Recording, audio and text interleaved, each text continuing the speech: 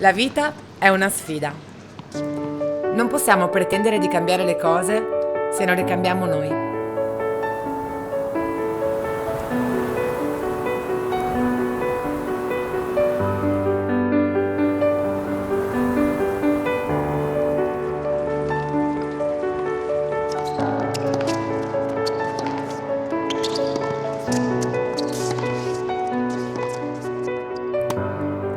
Con la grinta tipica del nostro territorio, uniti per ricostruire.